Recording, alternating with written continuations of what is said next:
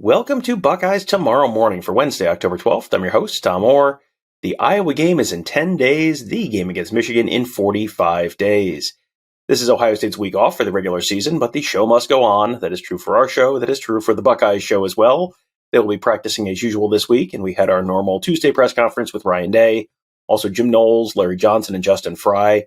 It was actually a really great chance to get some mid-season updates and just a bunch of stuff we've been getting questions about from you guys.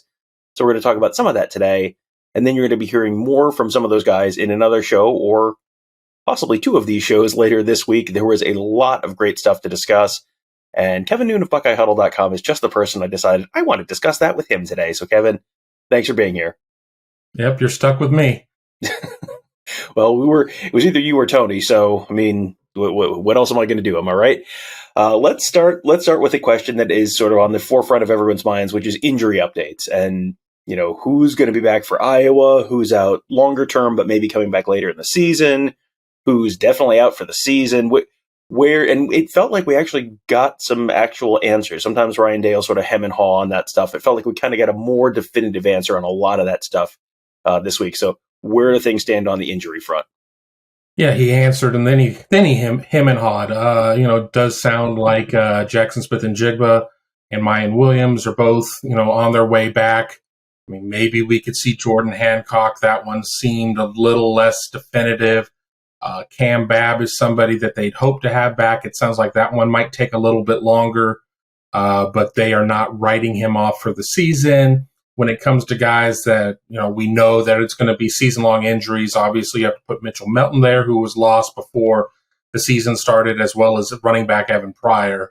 So they certainly are a team that has dealt with injuries, since you still have some guys that are the walking wounded out there who are going to get healthy, hopefully this week, and then going in for a week of practice in advance of Iowa. But, JSN and Mayan Williams certainly being two of the names that people are most concerned about.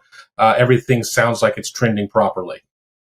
And he was also asked, does it seem like there's been more injuries this year? And he sort of agreed that it does feel like there's been more injuries this year, just sort of across college football, but said he doesn't really have the data to back that up. So he's not sure if that's really true or if that's just sort of you expect to see it, so therefore you see it kind of thing. So that was another interesting part of his answer there.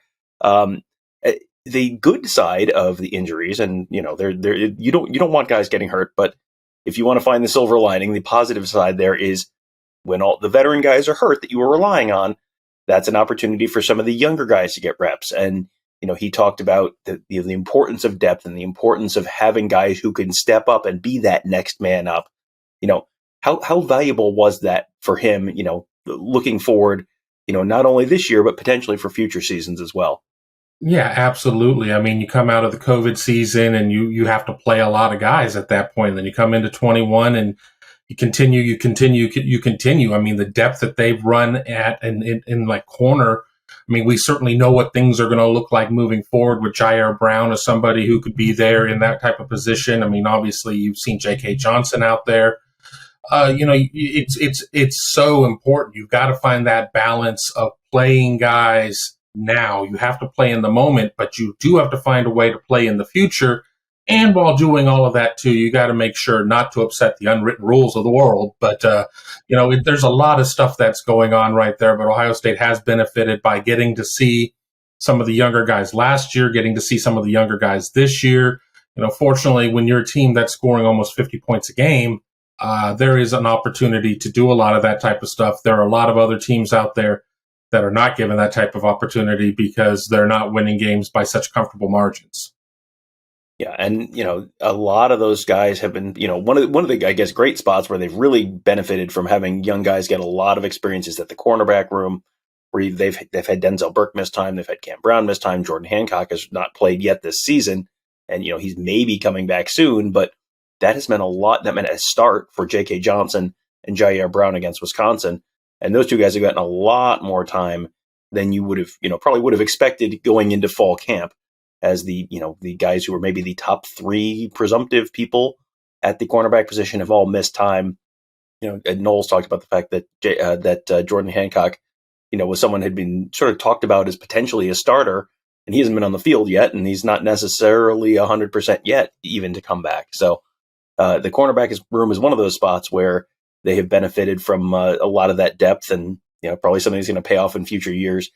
But now here we are, 6 games into the season, 6 games into a 12-game regular season with the week off. Boy, this seems like a great time for a mid-season status check. So Jim Knowles was asked about, hey, where are you as a defense right now? What are you happy with? What are you not happy with? Where is this defense right now to you? And what was his answer? Yeah, I mean, obviously, he is a tough grader, and I don't think he wants to hand out a ton of flowery accolades. Nobody certainly has arrived, but I mean, he did pretty quickly come in and say that he's happy with where the run defense is, that they haven't been creased, they haven't been really hit for those home runs. I mean, obviously, we can go back to the Wisconsin game and against the 2s and the 3s. I mean, we remember Braylon Allen's big run there, and he had almost 100 of his yards in the fourth quarter. But it seems that that they're getting good plays out of the run defense. But he was quick to point out we can always do better.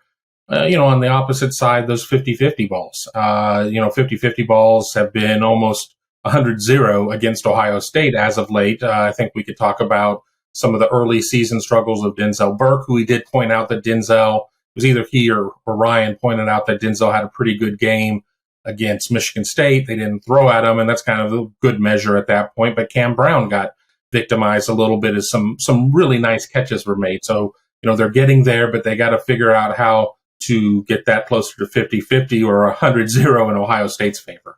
Yeah, Knowles said at one point, they can toss a couple up, and if you don't win them, then all of a sudden you've given up a couple touchdowns. So, and that has happened to them a decent amount this year. This is, one of the benefits of having an offense that's putting up 48, I think, points a game, is you can give up a couple of those, and it's not the end of the world because your offense is putting up, 6 to 7 touchdowns on its own. So that's sort of where that stands.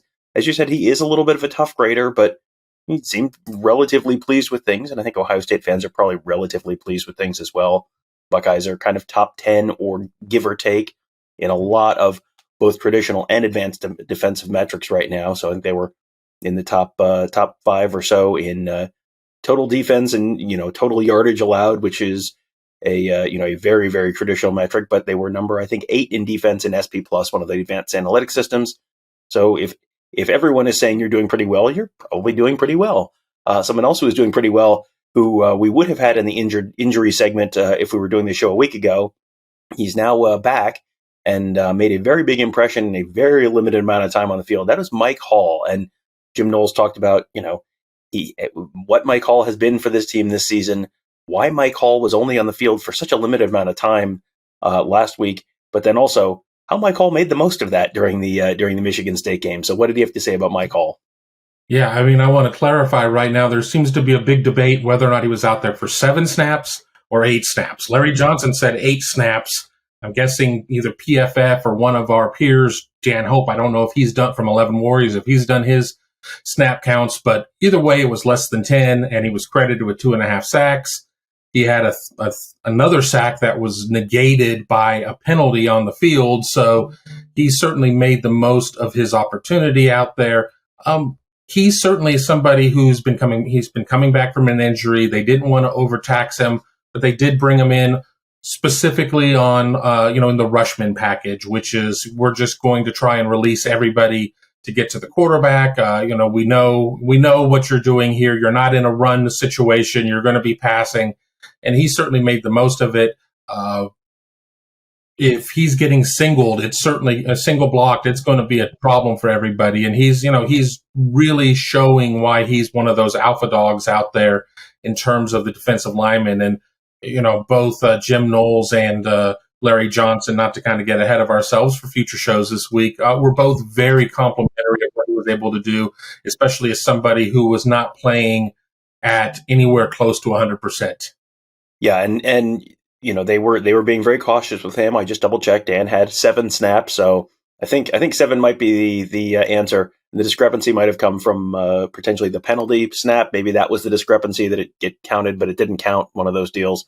So yes, 2.5 sacks on 7 snaps. This is in the words of Disco Stew. If these trends continue, that would be a pretty productive defensive tackle.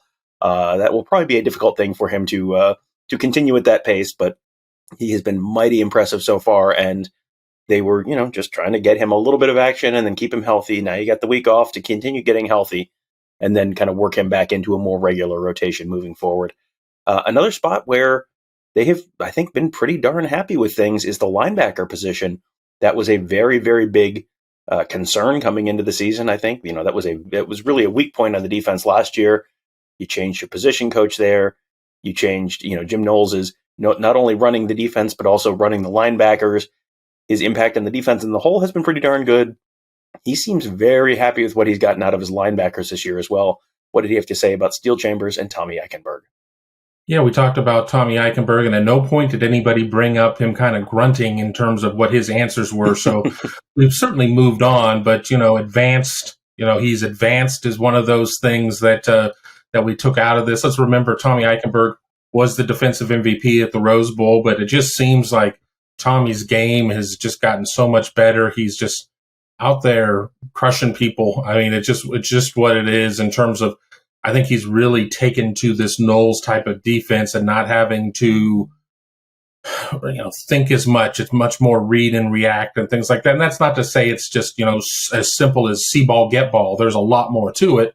But, with whatever, magic wand that Jim Knowles has been waving out there has been working really well. And then as for Steele Chambers, he's somebody who is continuously progressing. And, we'll see a game where, maybe we don't see him flying around as much, but that might just be based on what the other team is doing. They've got, helmets and shoulder pads and scholarships too, and, may just not be going in that position. But, and then there are games like Michigan State where I certainly saw Steele flash a decent amount. I mean, for somebody like Steele, who was recruited at both positions, signed at Ohio State as a running back, and is really only, has a couple of years at linebacker under his belt after going full bore running back. And the last time that Ohio State, Michigan State had played up there, Steele Chambers actually recorded yardage on offense.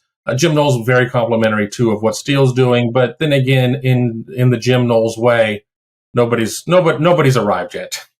Yeah, and this is, I guess that makes sense. You're only halfway through the season, and one of the things Justin Fry talked about was, you've got the teams who are great right now.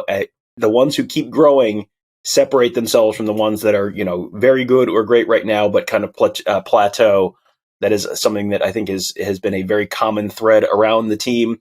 There's certain things you hear from both the offensive coaches and defensive coaches, and it's like, I think that's a talking point within the whole program. So that was definitely one of those.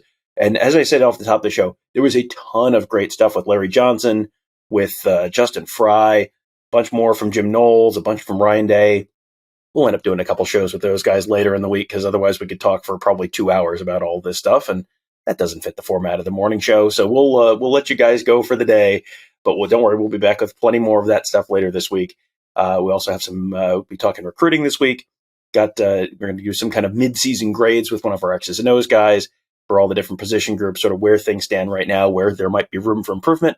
So that should be a busy and fun week here on the morning show, and of course at BuckeyeHuddle.com as well, where we do have that fantastic team of insiders.